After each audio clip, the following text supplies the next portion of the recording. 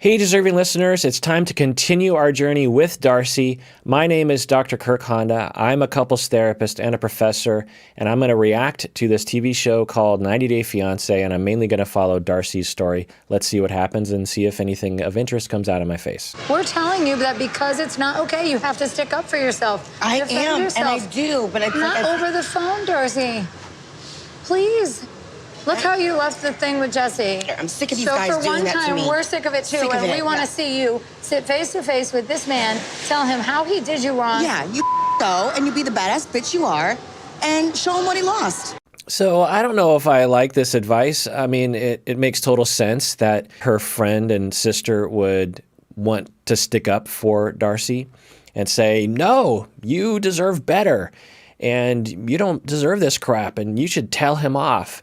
I get the impulse, but honestly, I don't know if that makes a lot of sense for Darcy's sake, because it plays into that defense that I talked about in previous episodes where she's potentially going to be rejected, or at least she feels rejected, and the defense of anger and reprisal and revenge is normal, but if that's the only thing you do, if that's the only thing you rely on, is if that's going to solve your problems, it's not going to solve Darcy's problems, I don't think.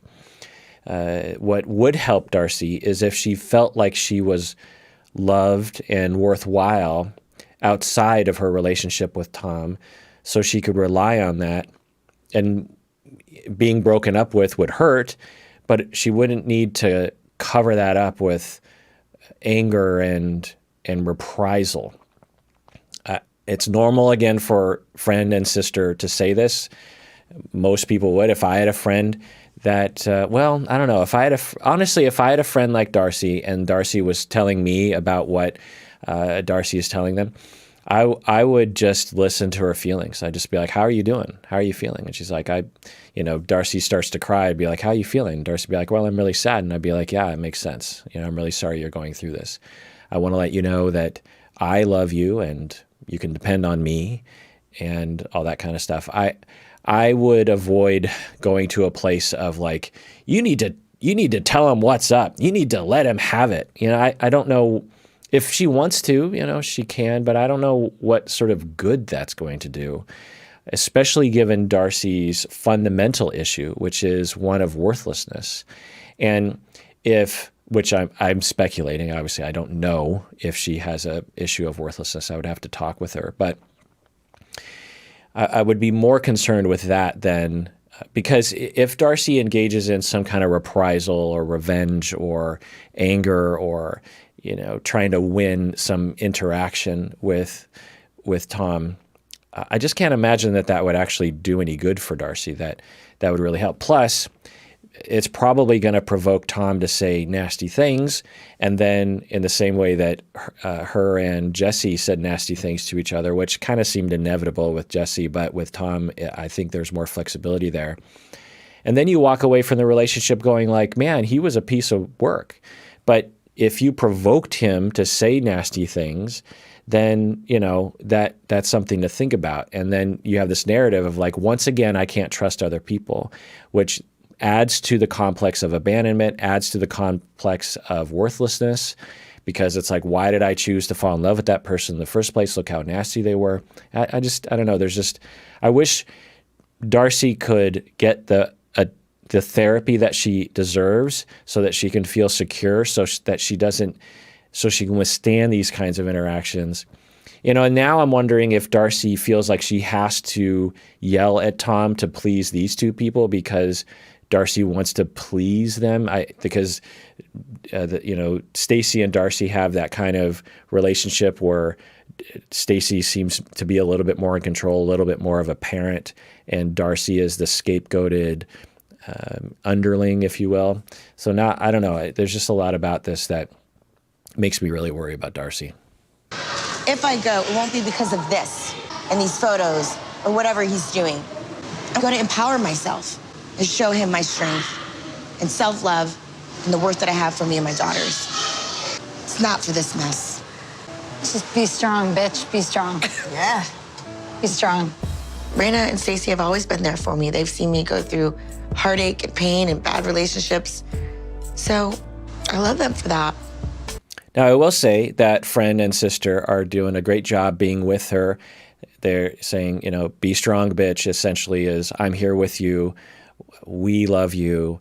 Those kinds of messages are great. And that's what Darcy deserves. And that's what might help Darcy in the long run. So kudos to that. I'm getting ready to go to New York City to meet my boyfriend of 1 year, Tom.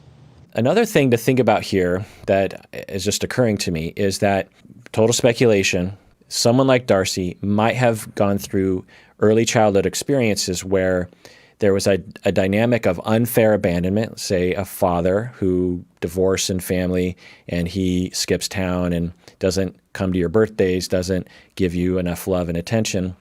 And that becomes a very internalized relationship of abandoning other and abandoned self. And listen to my previous episodes about projective identification about that. It becomes a very, solid or bolstered interject in someone like Darcy's psyche.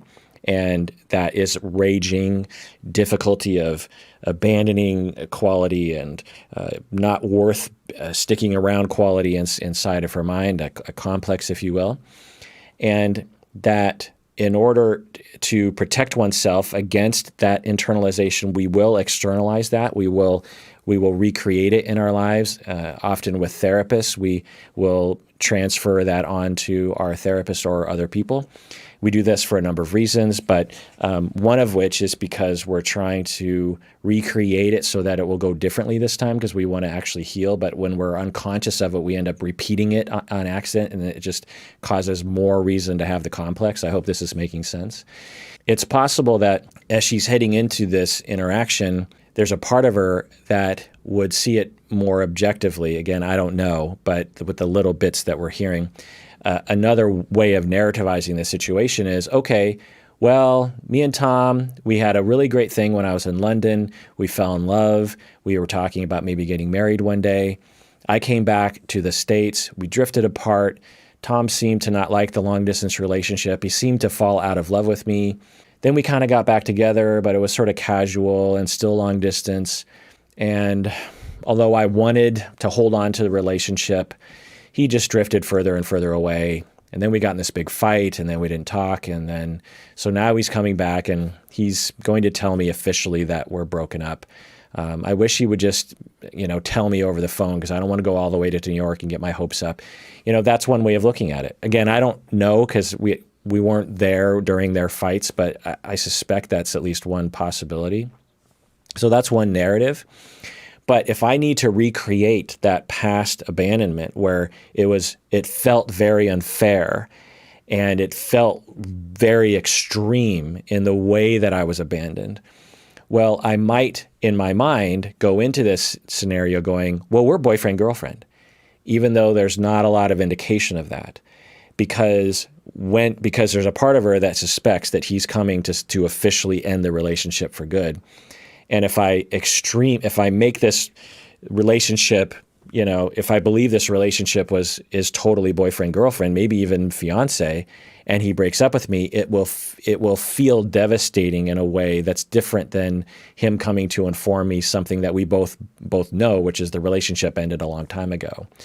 Thereby recreating that past relationship, hoping that it will go differently, but of course it won't because it's being engineered that way, and also he is potentially leaving her. So I hope this is making sense. Sometimes I wonder if I'm giving you stuff that I tell my students, and only half my students understand, and these are grad students, training to be a therapist, and so sometimes I worry if the internet is like I'm going too fast or something. So I don't know. Anyway, let's see what happens. Also, he's been texting me to take a trip with him to Argentina to meet all his friends. All right. Well, that kind of looks like boyfriend-girlfriend stuff, or at least dating stuff. So maybe I was wrong about this sort of thing. But this is a tick in the direction, or the column, that Darcy is justified in believing that they're still in a relationship. I'm here in New York for my work, but there's a lot of unfinished business between me and Darcy, and I really need to go and see her so I can at least tell her how I exactly feel. I want to try to make it work, which if you love someone, you do. I think I love Darcy a lot, more than she'll ever realize. All right, well, now I'm really confused because you block each other, but you still love each other. Now I'm really confused. So maybe Darcy does have a lot of reasons to believe that they're still in a relationship. So maybe Tom is a dog. I did think maybe we could have a future together. Then things changed.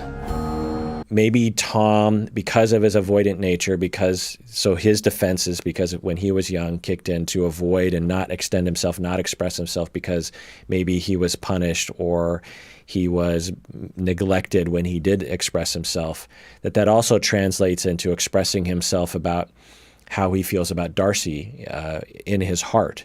Another defense that some people like Tom will have is they are so ashamed of hurting other people. They're so ashamed of causing other people harm because maybe they were shamed a lot as a kid, like, you've ruined my life and it's all your fault. And so the kid develops this defense around never harm another person.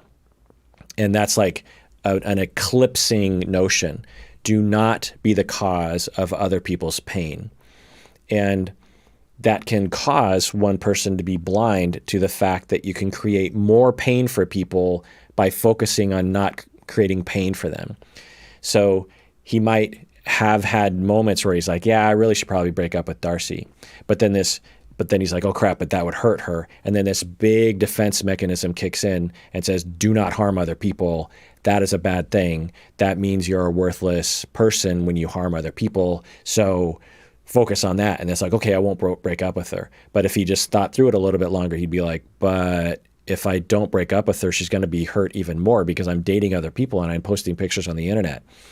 So that's one of the defenses that can kick in for people that will make them look like dogs, will make them look like manipulative douchebags when, and you know, you certainly can apply that label if you want, but more clinically, there's defenses that are kicking in related to their traumas in the past. I am making a ton of speculations, but I don't know. That's usually the kinds of hypotheses I develop when I watch shows like this. I think the distance is a nightmare. I've never experienced a long-distance relationship. This was my first time. And even when she got home, Darcy was still upset and talking about her ex-partner, Jesse. That was a little bit too much for me. I think at this point, we need to sit and talk and ask ourselves, are we really going to be in a relationship? There's nothing wrong with being Tom and feeling like, the long-distance relationship, I've never been in a relationship like that. It's really hard, because it can be. You know, I'm not quite sure if I'm into this anymore.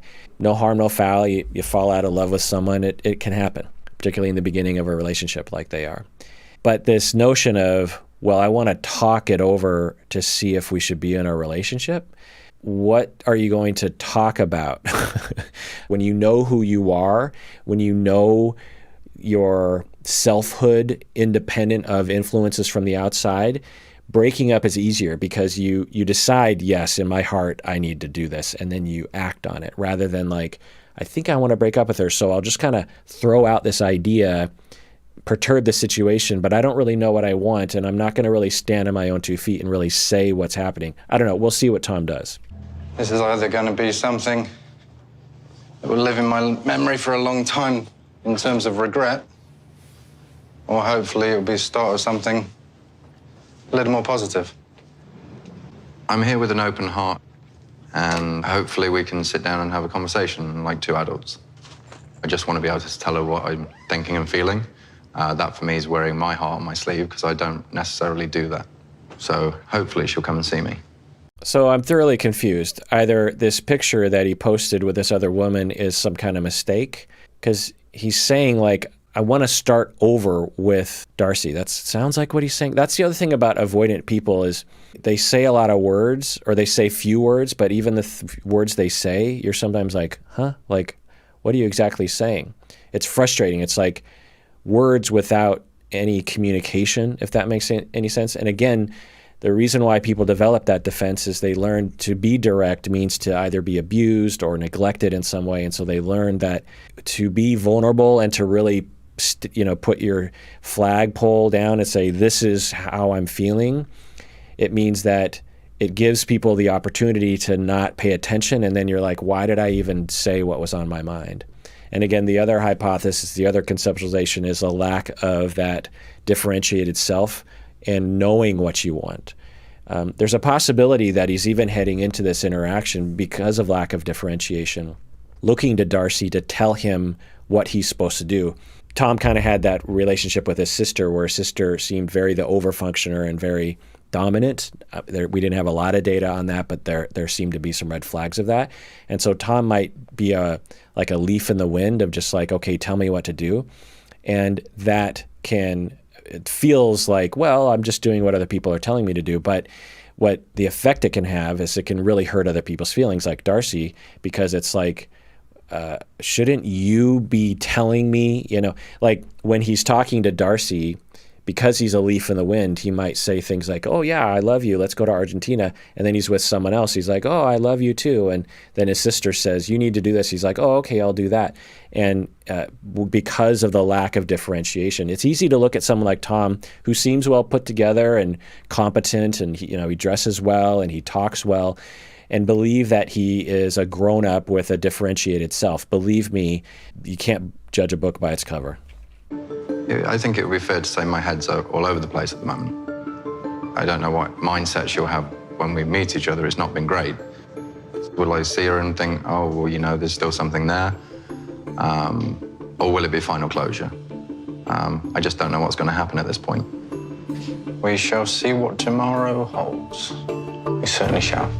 So again, it just kind of points in that direction of a lack of self, where he just is waiting for other people to define who he is and where his life is going, because a lot of things are pointing in the direction that he's moved on. He has a picture of with someone else.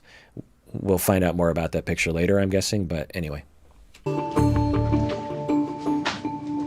All right, well, we'll have to end it there. That does it for that episode of Psychology in Seattle, in which we follow Darcy on 90 Day Fiancé before the 90 days. Everyone out there, understand that everything I say on these podcasts should not be a replacement for clinical treatment. If you out there are suffering and you need therapy for whatever you need therapy for, you should be talking with a clinician, a mental health clinician, such as myself, but in a professional way, not over the internet.